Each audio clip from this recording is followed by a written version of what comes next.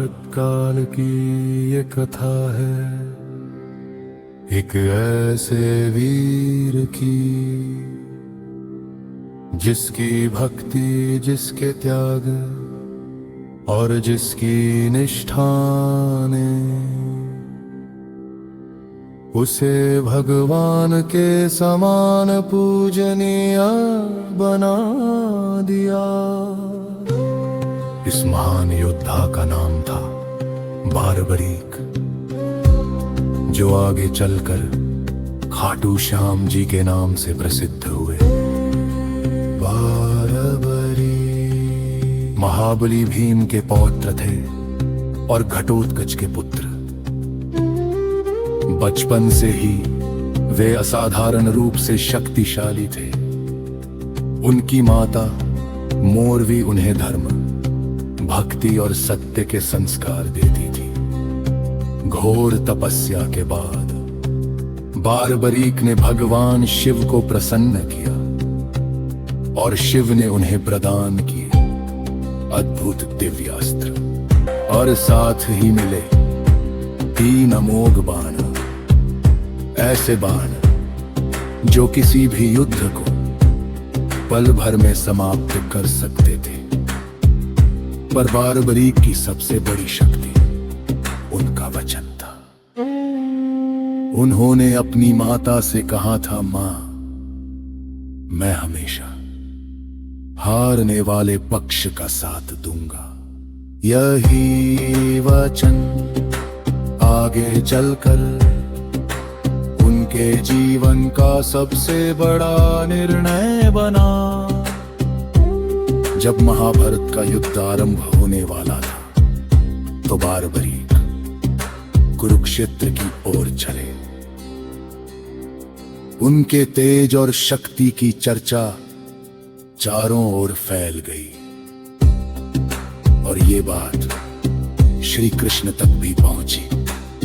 श्री कृष्ण समझ गए कि यदि बारबरीक युद्ध में उतरे तो युद्ध का संतुलन और धर्म का उद्देश्य सब नष्ट हो जाएगा। श्री कृष्ण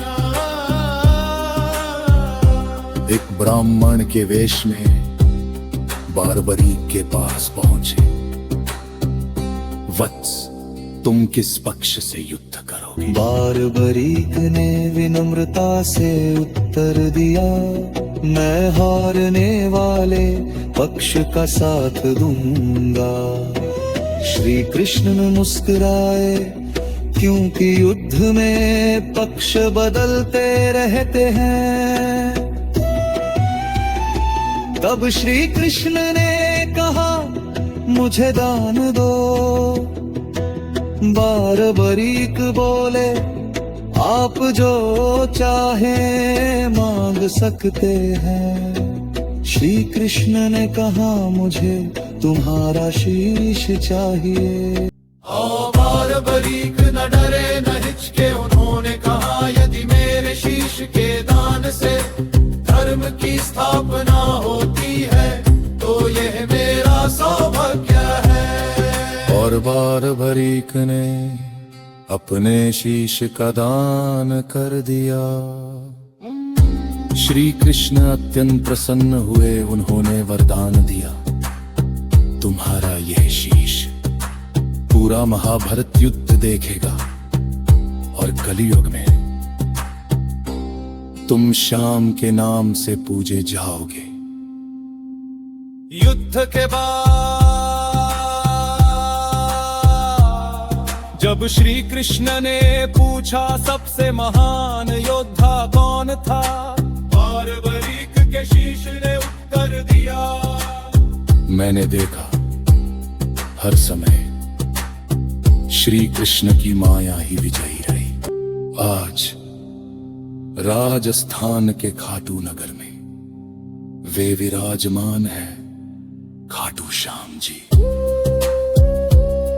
जो हारे हुए को सहारा देते हैं और हमें सिखाते हैं कि सच्ची भक्ति, त्याग और धर्म मनुष्य को ईश्वर के समान पूजनीय बना देते हैं।